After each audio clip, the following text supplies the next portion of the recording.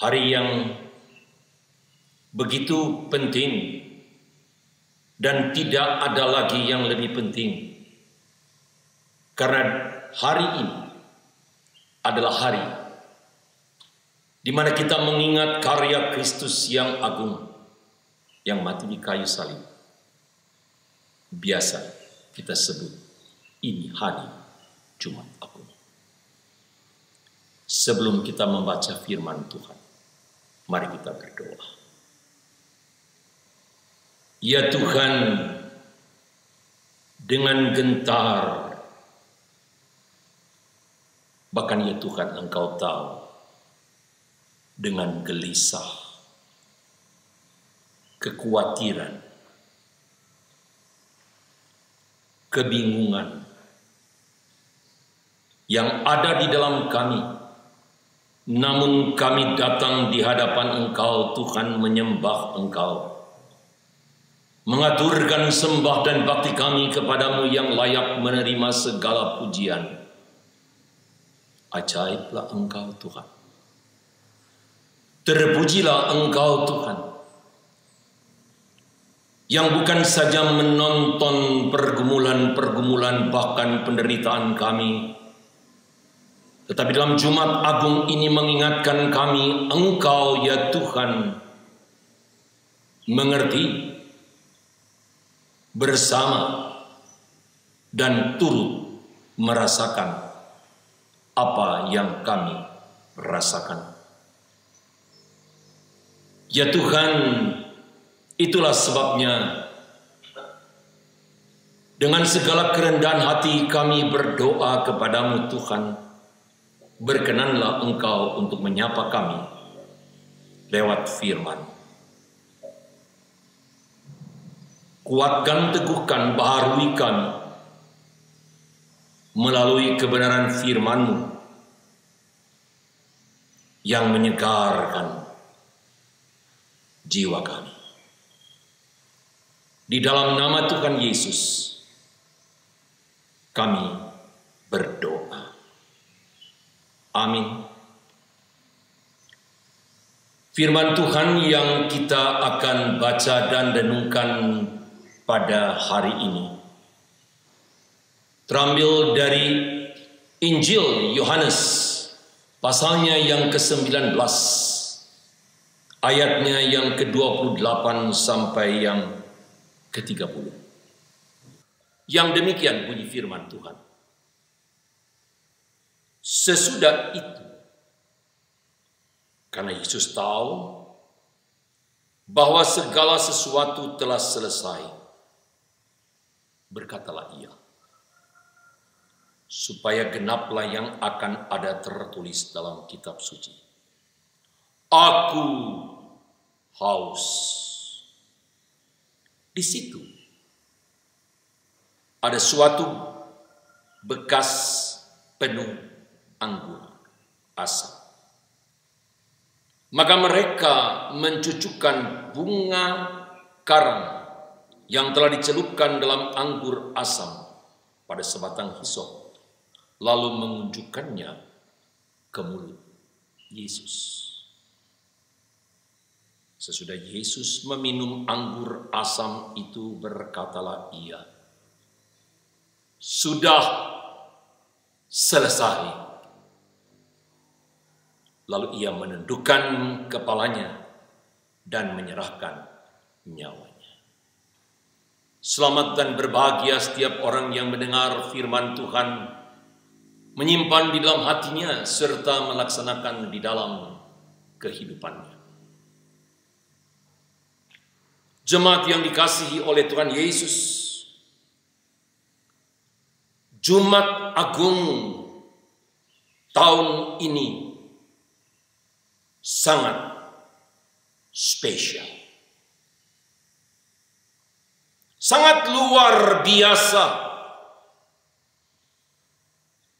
Saya sangat yakin bahwa Jumat Agung tahun ini adalah Jumat Agung yang paling serius diperingati, dihayati secara universal. Saya merasa begitu yakin bahwa dalam Jumat Agung ini adalah Jumat Agung yang penuh dengan air mata,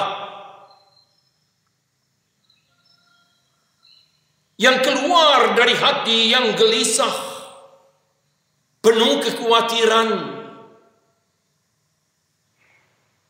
Pertanyaannya adalah, mengapa? Bukan karena kita tidak boleh merayakan Jumat Agung, beribadah Jumat Agung di gereja. Bukan itu sebabnya. Bagi saya ini adalah sangat spesial. Karena Jumat Agung ini Allah sendiri berkhotbah. Allah sedang berkhotbah dengan cara yang ajaib, yang tidak terduga, tidak terselami oleh kita semua. Allah sedang berkhotbah dengan mengizinkan satu situasi dan kondisi di mana kita hidup saat sekarang ini yang begitu mengejutkan, yang begitu mengagetkan, dan di mana-mana keluh kesah terdengar. Medsos mengungkapkan kepada kita fakta-fakta yang belum pernah terjadi. Di mana-mana, saudaraku, baik itu di jalan, di dalam ruangan, tempat pekerjaan, di lapangan-lapangan,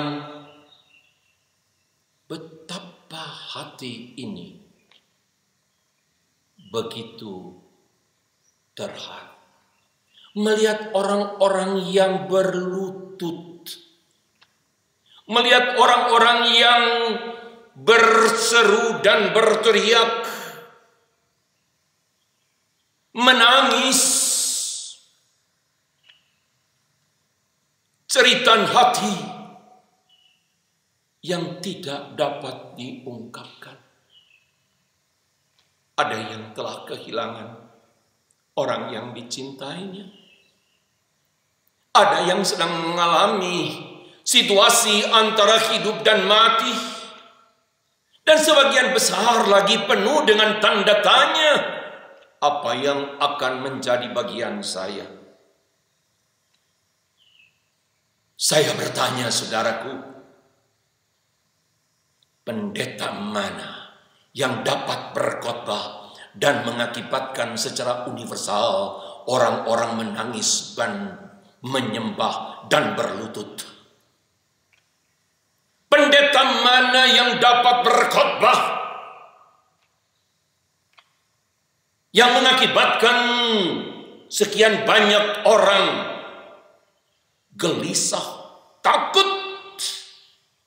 dan menyembah? Tidak ada. Tidak ada satu pendeta pun. Tidak ada yang terkecuali yang mampu membuat dunia ini seperti situasi sekarang ini, menjadikan manusia secara universal penuh dengan air mata. Oh ya, benar. Jonathan Edwards pernah berkhotbah yang mengakibatkan jemaatnya merasakan kengerian neraka. Tetapi itu hanya setempat. yang kita hadapi saat sekarang ini adalah situasi yang mendunia. Dalam pemahaman yang seperti itulah saya percaya khotbah Tuhan melalui situasi saat ini adalah satu khotbah yang menyadarkan kita, yang menginginkan kita mengingat kembali karya Tuhan Yesus di atas kayu salib. Sekian lama Allah hadir dalam angin sepoi-sepoi, sehingga banyak jemaat yang terlena. Namun saat inilah kita melihat Tuhan berkhotbah dan mengingatkan kita. Saya ingin kita fokus kepada perkataan Tuhan Yesus yang saya yakin Tuhan inginkan kita ingat kembali, yang terungkap dalam pembacaan kita tadi dengan perkataan aku haus. Dan yang kedua, sudah selesai. Ini adalah dua perkataan Tuhan Yesus di atas kayu salib di antara 7 perkataan Tuhan Yesus. I am thirsty. Aku haus. Itulah jeritan Tuhan Yesus di atas kayu salib. Yang bagi saya, saudara, siapapun tentu dapat memahami apa artinya haus yang begitu dahsyat. Ada orang coba menggambarkan itu dari Mazmur 42. Ada lagi yang berkata di dalam Mazmur 63, jiwaku haus. Yang menunjukkan, saudara, bahwa Tuhan Yesus bukan sekedar haus di dalam pengertian jasmani, tetapi itulah totalitas keberadaan diri. Jiwanya yang haus. Dalam konteks inilah saya tidak merasa ragu-ragu untuk mengingatkan apa yang pemazmur katakan di dalam Mazmur 22 ayat 16. Dengan satu jeritan, lidahku melekat di langit-langitku. Bayangkan, saudara, kehausan yang bukan sekedar puisi, tapi yang disebutkan bahwa lidahku melekat di langit-langitku, langit-langit mulutku. Dan itulah, saudara sekalian, yang disebutkan atau yang diteriakkan oleh Tuhan Yesus. Aku haus, haus yang begitu dahsyat. Berulang kali kita merenungkan bagian ini. Tetapi Tuhan mau ingatkan kita untuk lebih lagi menghayati, mendalami, dan percaya pada kedahsyatan dosa, yaitu dosa engkau dan saya, yang mengakibatkan Yesus berseru, aku haus. Saudara, Kengerian jeritan itu mengingatkan saya pada waktu Tuhan Yesus menceritakan tentang ada orang yang kaya dan Lazarus yang miskin. Yang kemudian orang yang kaya itu mati dan menderita sengsara. Kalimat yang begitu tajam, kalimat yang begitu menyentuh saudara. Si orang kaya itu berkata kepada Abraham, Bapak Abraham, tolong suruh Lazarus memberikan setitik air di lidahku. Aku merasakan derita, kehangatan di nyala api ini. Saudara, itulah jeritan dari alam maut. Berikanlah setetes air di lidahku. Dalam suatu kegersangan, kekeringan yang begitu dahsyat. Sehingga saya tanpa ragu menginterpretasikan tatkala Yesus berkata dan berteriak, aku haus. Pada saat itulah kita harus mengerti, itulah yang seharusnya jeritan kita dari alam maut. Itulah yang seharusnya jeritan kita, engkau dan saya, dari alam maut.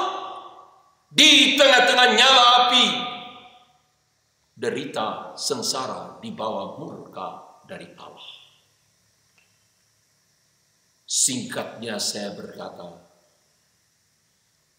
aku haus adalah jeritan dari alam maut. Jeritan dari alam orang mati yang dibawa murka Allah.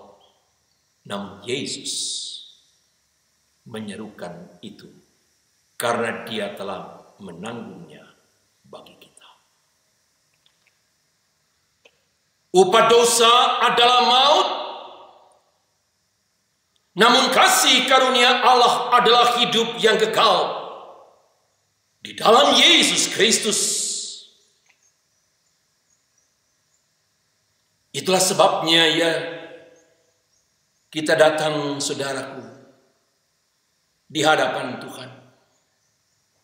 Tatkala kita datang ke hadapan Dia, maka kita akan mengalami apa yang Tuhan Yesus katakan, barang siapa haus, baiklah ia datang kepadaku dan minum. Tatkala kita datang di hadapan Tuhan yang tersalib itu, kita tidak akan haus lagi. Jeritan alam maut tidak lagi menjadi bagian kita karena Yesus telah menanggungnya. Seorang yang sangat terkenal namanya Mother Teresa. Ibu Teresa pernah pada waktu dia akan menerima hadiah Nobel di Oslo, beliau menyebutkan tidak cukup untuk berkata aku mengasihi Tuhan, tetapi tidak mengasihi sesama. Dengan begitu tegas beliau berkata, Allah telah membuat dirinya di atas kayu salib itu dalam posisi yang lapar dan jelas haus. Dalam ketelanjutan ketelanjangan dan kehinaan. Dan saudara, bagi saya kalimat itu menunjukkan betapa di sekitar kita ada begitu banyak teriakan-teriakan, jeritan-jeritan yang perlu jawaban, jeritan dari orang yang telanjang di tengah-tengah fashion, di tengah-tengah adu model yang paling modern. Di sana ada orang-orang telanjang. Di sela-sela kemewahan, gedung-gedung dan rumah-rumah mewah, di sana ada orang yang tidak punya atap, yang sedang menjerit. Di tengah-tengah kelimpahan makanan, bahkan dengan restoran-restoran yang begitu mahal, di sampingnya ada jeritan, aku lapar. Di tengah-tengah situasi orang-orang saling berebut kekuasaan,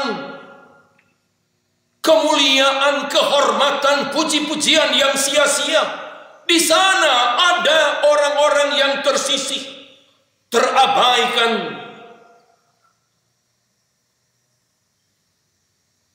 dan mereka sedang menjerit. Mother Teresa bukan hanya memahami, merenungkan, menghayati karya Tuhan Yesus disalib dalam jeritan derita, tetapi Mother Teresa mewujud nyatakan pemahaman dan penghayatan itu di dalam pelayanan dan kehidupannya yang menjawab jeritan-jeritan orang-orang yang tidak berdaya. Jemaat yang dikasihi oleh Tuhan Yesus, berita baiknya adalah begitu manis. Pada waktu Tuhan Yesus berkata, sudah selesai. Sudah selesai. Itulah jawaban dari salib untuk jeritan aku haus. Sudah selesai. Kristus telah menggenapkan karya keselamatan Allah Tritunggal untuk keselamatan manusia. Sudah selesai, sudah genap. Artinya tidak ada lagi yang tersisa. Pengorbanan Kristus adalah pengorbanan yang satu kali dan untuk seterusnya. Sudah selesai. Artinya saudara, di dalam kehidupan Tuhan Yesus pun itu adalah suatu proses, progres yang menuju kepada penggenapan itu. Bukankah kita ingat saudaraku pada waktu Tuhan Yesus bertemu dengan seorang perempuan Samaria. Dan murid-muridnya mempertanyakan soal makanan, apa yang hendak dimakan. Tetapi Tuhan Yesus menjawab dengan begitu jelas, makananku ialah melakukan kehendak Dia yang mengutus aku. Dalam garis atau benang merah perkataan itu tibalah pada kalimat Tuhan Yesus. It is finished. Sudah selesai. Saudara, perkataan Tuhan Yesus ini tidak dapat dibandingkan dengan perkataan daripada Paulus yang berkata, aku telah selesai dalam melakukan pertandingan iman. Perkataan Tuhan Yesus ini tidak dapat dibandingkan oleh siapapun juga yang berkata, aku telah puas dan telah selesai dalam pelayananku. Karena Tuhan Yesus berbicara, telah selesai. Itu adalah penggenapan karya Allah untuk umat manusia. Bukan hanya untuk sekelompok orang. Bukan untuk satu pribadi, tetapi untuk semua orang. Saudara, pertanyaannya di tengah-tengah situasi yang kita hadapi sekarang ini, apakah sudah selesai? Berarti derita pun selesai? Tidak. Tidak. Bukankah Yesus mengingatkan kepada murid-muridnya, di dalam dunia ini kamu akan mengalami penderitaan? Bukankah Paulus juga mengingatkan kepada jemaat yang ada di Filipi bahwa kita bukan saja dipanggil untuk menjadi percaya, tetapi juga adalah untuk menderita? Maka adalah satu penyesatan besar jikalau ada pemahaman menjadi orang Kristen berarti jauh dari derita, jauh dari sakit penyakit, jauh dari segala kutukan. Betul, memang kutukan telah ditanggung oleh Tuhan Yesus. Kita tidak dibawa kutuk, tetapi bukan berarti tanpa derita. Itulah sebabnya, saudara, tatkala kita mengalami derita di dalam kehidupan kita, kita diingatkan Tuhan yang sedang berkhotbah dalam situasi ini, yaitu itu adalah menjadi bagian dalam kehidupan kita untuk menyatakan, sekali lagi, untuk menyatakan di tengah-tengah situasi, aku mengasihi Tuhan dan mengasihi sesamaku. Saya ingin mengakhiri khotbah ini dengan suatu perbandingan yang begitu menyentuh hati saya. Nubuat Nabi Yeremia terhadap umat Tuhan dikatakan dengan sangat jelas, saudara. Aku mengasihi kamu dengan kasih yang kekal. With everlasting love. Dengan kasih yang tidak berkesudahan. Dan bukankah itu, saudara, diwujud nyatakan, digenapkan oleh Tuhan Yesus yang berkata kepada murid-muridnya, menurut Injil Yohanes, Yesus tahu keadaannya, Yesus tahu akhirnya, dan dia mengasihi murid-muridnya sampai pada kesudahannya.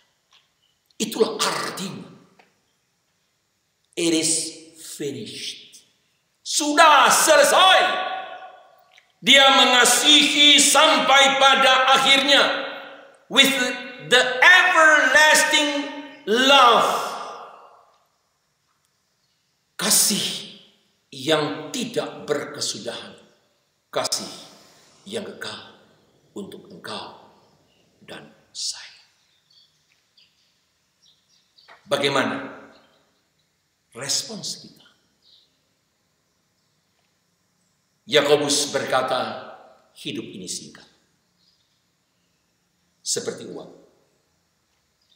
Petrus berkata, hanya seketika saja kamu menderita. Seketika saja. Bandingkan itu. Seketika saja. Hidup kita ini seketika saja. Tetapi kasih Tuhan adalah kekal. Sehingga di sini kita ditantang. Hidup yang seketika itu adalah hidup untuk kita berkata lewat seluruh aspek hidup kita, I love you Lord. Aku mengasihi Engkau. Tuhan mengasihi sampai kekal. Tuhan mengasihi dengan mati di kayu salib untuk menggenapkan kasih yang kekal itu. Namun derita, pergumulan kehidupan kita saat ini dan saat-saat yang mendatang, yang hanya seketika Tuhan mengendaki melalui kehidupan kita untuk berkata, aku mengasihi engkau. Hanya seketika. Tuhan memberkati kita semua.